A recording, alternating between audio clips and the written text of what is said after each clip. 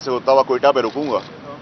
तो मैं अपनी बात पे अभी भी कायम हूँ और मैं उम्मीद करता हूँ कि कानून अपना रास्ता लेगा। लेकिन इस पूरे केस के अंदर जहाँ बहुत सारे लोगों का नाम लिया जा रहा है, शहजाद अकबर का नाम लिया जा रहा है, खान साहब तक ये बातें जा रही हैं और उसमें और बाकी लोग हैं, जुल्फी बुखारी का नाम आ रहा है, बाबर रवान साहब का नाम आ रहा है, लेकिन इसमें सब जो एक नाम भूल गए हैं, जिसने सबको आर्किटेक्ट किया, जिसने सबको डिजाइन किया, जिसने इसमें किस करप्शन के खेल के अंदर सबसे ज्यादा बेनिफिट लिया, उसका नाम जो है वो है फैज हमीद साहब। और फैज हमीद साहब आपको पता है कि पुराने डीजी आईएसआई हैं, एक्स डीजी आईएसआई हैं, और मुतलका इदारों से मेरी उम्मीद और ख्वाहिश ये है कि इसमें कोई रॉकेट साइंस की हमें ज़रूरत नहीं है कि ये करप्शन के काम को ढूंढना, एक तो कत्ल की वीडियो नहीं होती और रिश्वत का पे ऑर्डर नहीं होता, ताने बाने मिलाए जाते हैं। तो अगर एक आदमी है जिसकी नौकरी की तनख्वाह उसका कैरियर स्टार्ट होने से 100 रुपये से शुरू हुई और वो 10,000 तक का मिसाल के तौर पर तनख्वाह बनाने वाला बन गया और उसके पास 10 करोड़ रुपए की चीज़ें आ जाएं, तो मेरे ख्याल से ज़्यादा दूर जाने की ज़रूरत नहीं। और मैं इस इंसान की बाकी घिनौने जराइम से हट के सिर्फ करप्शन की दास्तान से शुरू कर रहा हूँ। बाकी मेरी जिम्मेदारी है कि मैं जिम्मेदार रहूँ और अपनी ताकत को ताकत बना के चलूँ।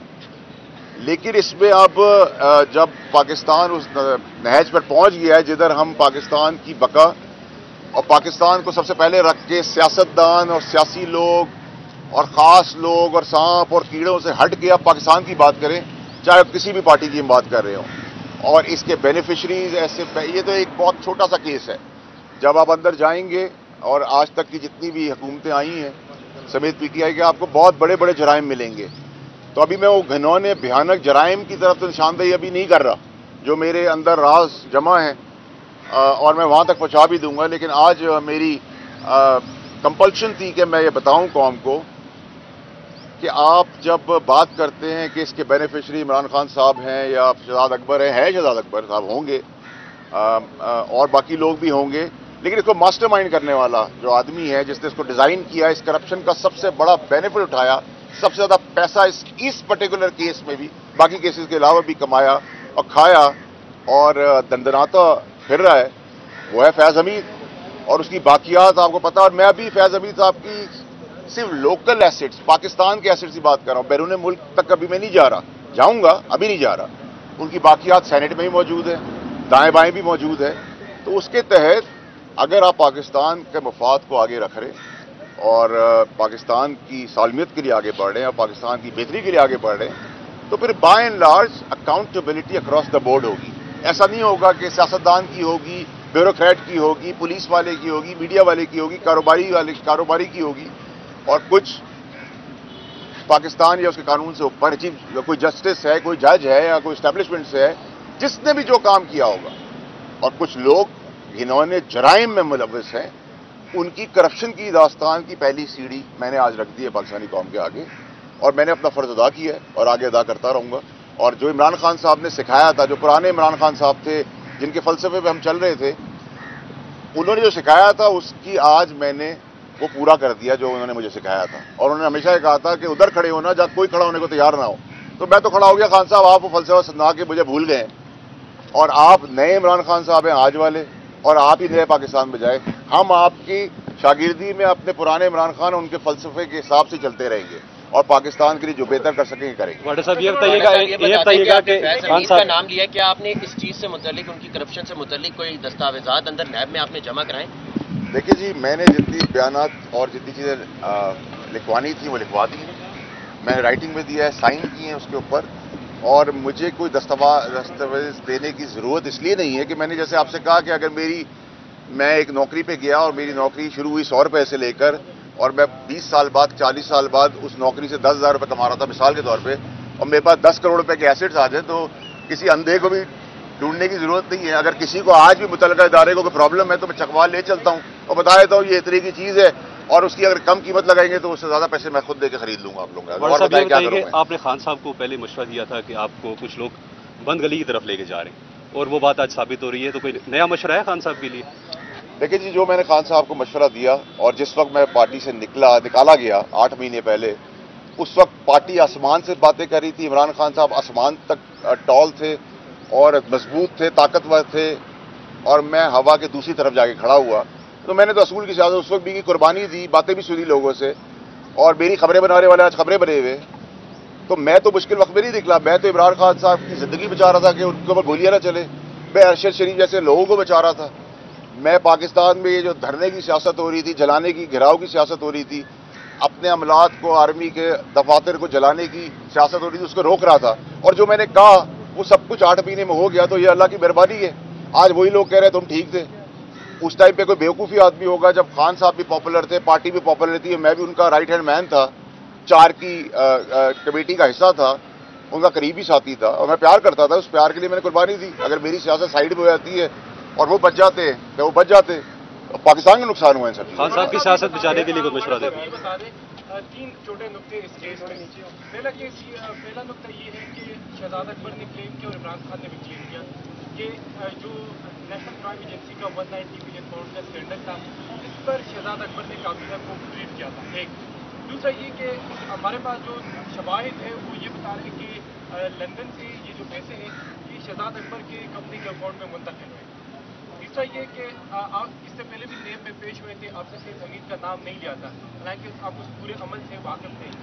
کیا یہ بہت سی موجودہ انٹیلیجنس قیادت کی جانب سے ڈائریکشن ہے کہ اب اس کیس میں فیض حمید کو بھی؟ دیکھیں جی، نہ تو اللہ کی مہربانی ہے مجھے، نہ میں کسی کا باپ کا کھاتا ہوں، نہ پہلے کھایا نہ آج کھاؤں گا. یہ آپ کو پتہ ہے، آپ سارے دوست ہیں.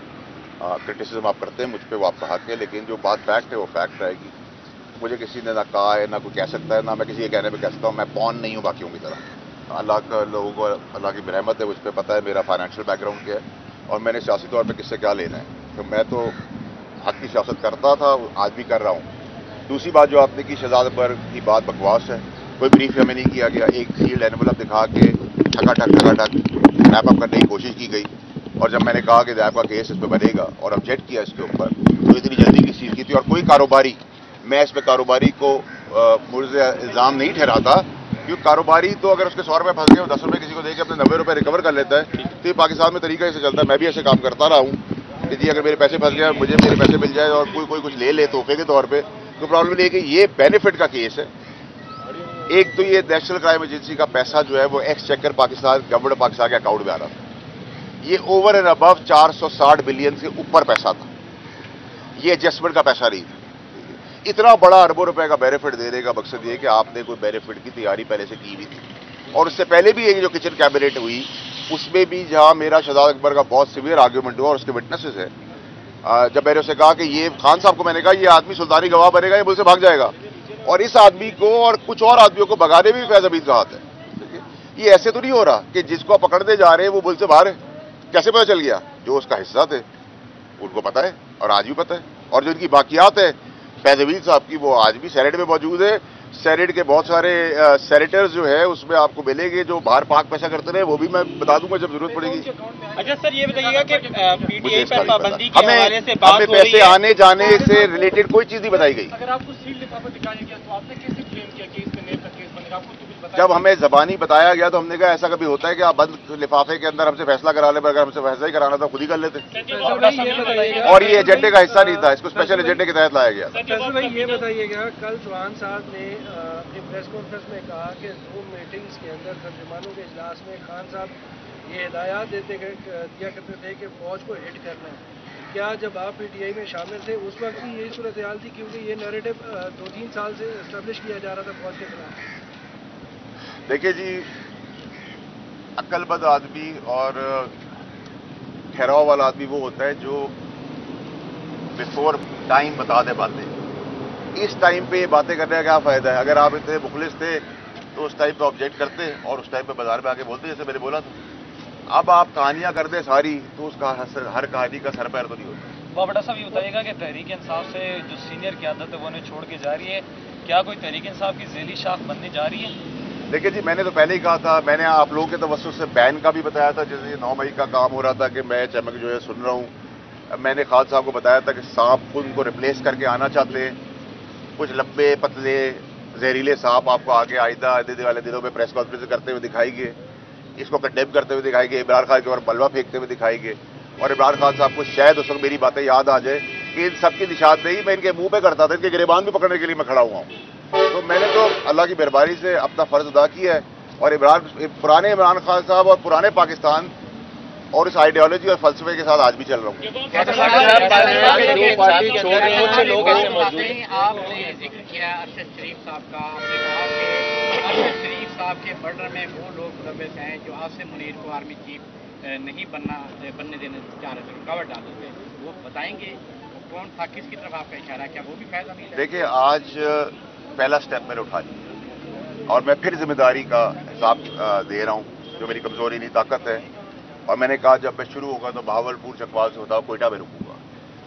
تو میرے رکنے اور میرے چلنے سے پہلے اگر چیزیں صرف پہ آ جاتی ہیں جو مجھے امید ہے کہ ہوگی اور انشاءاللہ ہوگی، تو مجھے ضرورت نہیں کہ میری کوئی بات سے ملک کی جگہ زائد ہو یا ملک کی ریپوٹیشن کو فرق پڑے، تو اس لیے میں رکا ہوا ہوں. مجھے کوئی چیز روکنے والی ہے نہیں. سر پی ٹی آئی کی جو موجودہ پوزیشن ہے، جس طرح ان کے ساتھ جو رویہ ہو رہا ہے، تو آپ سمجھتے ہیں کہ پی ٹی آئی کے اندر کچھ ممبرس کی وجہ سے، کچھ فیصلوں کی وجہ سے یہ ساری سچویشن کریٹ 100%. عمران خان صاحب وہ آدمی نہیں تھے جو آج کے نئے عمران خان صاحب نئے پاکستان کے اندر نظر آ رہے ہیں. یہ وہ آدمی نہیں تھے. عمران خان دلیر آدمی تھے.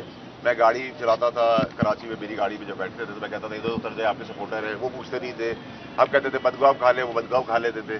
یہ جو سین کان کالا سفید کپڑے جوڑے، عمران خان صاحب کو اللہ کی مہربانی سے مجھے آپ کو کسی کو بھی جب تک اللہ کی مرضی نہیں ہوگی کوئی آنچ بھی نہیں لا سکتا. آپ محلوں کے اندر چلے جائیں، بکرس کے اندر چلے جائیں، لوہے کی سیلیں لگا دیں. اگر آپ کی باری آ گئی ہے اللہ کی طرف سے تو آپ کی باری آ گئی. یہ تو عمران خان صاحب خود سے کہتے تھے. ہمارے صاحب کیا ایسا ہے کہ جو پارٹی چھوڑ رہے ہیں وہ ایوان صدر سے پٹیشن لے کے آ رہے ہیں، ان کے کہنے پہ چھوڑ رہے ہیں، کیا ایسا ہے؟ دیکھیے، ایوان صدر میں جو ایوان صدر کے صدر صاحب نے جو کام کیا ہے وہ میرے خیال سے کوئی دشمن بھی نہیں کر سکتا. اور اس مس انڈرسٹینڈنگز کے اندر بہت بڑا رول ایوان صدر اور صدر عارف الوی صاحب کا ہے. سر کیا پی ٹی آئی پہ پابندی کی بات ہو رہی ہے، کیا اس سے آپ اس کے حق میں ہے کہ پی ٹی آئی پہ پابندی لگنی چاہیے یا ان پہ لگ سکتی ہے؟ دیکھیے، پابندی تو نہیں لگنی چاہیے، لیکن جو کام کروا دیے گئے ہیں وہ پابندی کے لیے بہت کافی ہے. تو یہ کام ہونے نہیں چاہیے تھے، لیکن پابندی لگا کے آپ کو کوئی فائدہ نہیں ہے. ٹھیک ہے، لیکن اگر آپ کہیں کہ پابندی والے کام نہیں کیے، پابندی سے زیادہ والے کام کر دیے. ایسا صاحب یہ بتائیں، یہ پاکستانی سیاست میں جو پارٹیاں ہوتی ہیں سیاسی، ان کے ساتھ یہ عروج و زوال لگا رہتا ہے. پارٹی کی عادت غلط فیصلے بھی کرتی ہیں، بہت غلط اقدام اٹھاتی ہیں. اس کا کیا مطلب ہے وہ پارٹیاں چھوڑنی شروع کر دیں؟ دیکھیے، آپ نے بڑا اچھا سوال کیا ہے. دیکھیے، ہمیشہ لیڈر کا کام ہوتا ہے کہ وہ آگے دیکھے، گدھے اور گھوڑے کا فرق دیکھے، اچھے برے کا فرق دیکھے. جب آپ اچھے برے کا فرق ہی نہیں سمجھ رہے اور آپ کو سمجھا رہے ہیں تو ہم تو خان صاحب زیادہ قابل لوگ نہیں ہیں. ہماری تو کوئی اوقات نہیں، ہم میں تو کوئی لیڈر نہیں ہے. ہمیں تو ووٹ اللہ کے بعد ان کی وجہ سے پڑا تھا. اگر ہم آج یہ کلیم کریں کہ ہم عمران خان کے سے بڑے لیڈر ہیں تو نہیں ہے ایسی بات. لیکن اگر کوئی آدمی اپنے آپ کو بڑا بنانا چاہ رہا ہے، ان کو ہٹانا چاہ رہا ہے اور ہٹا کے لانا چاہ رہا ہے اور آپ کو دکھا رہے تو میرے والد صاحب کہتے ہیں کہ اللہ جب کسی کو دیتا ہے تو اس کو عقل دے دیتا ہے اور جب لیتا ہے تو اس کی عقل لے لیتا ہے. تو اللہ سے دعائی کر سکتے ہیں، باقی تو کچھ نہیں کر سکتے. اچھا، اور یہ بتائیں آپ کو لگتا ہے خان صاحب اس کیس میں وہ کہہ رہے تھے کہ مجھے بریفنگ دی گئی تھی نہ کہ میں پہلے بھی کچھ پڑا ہوں. سر، میں ابھی اپنے بندے کو ایک آدمی کو گولی مار دیں، وہ گولی مار دے تو آپ کہیں گے کہ وہ قصوروار ہے، میں قصوروار رہی ہوں. لیڈر کی ذمہ داری ہے. اب آپ کیا سمجھتے ہیں مکس پلیٹ سب چاٹ بڑی شوق سے کھاتے ہیں. سر آپ کون سی پلیٹ میں جائیں؟ اگر مجھے جانا ہوتا تو میں 6 مہینے پہلے جا چکا ہوتا. سر آپ کو نئی پارٹی میں آ رہے ہیں؟ سر آپ کو نئی پارٹی میں آ رہے ہیں؟ ساری یہ کہ جو لوگ پارٹی میں جا رہے ہیں شاید. Sir thank you.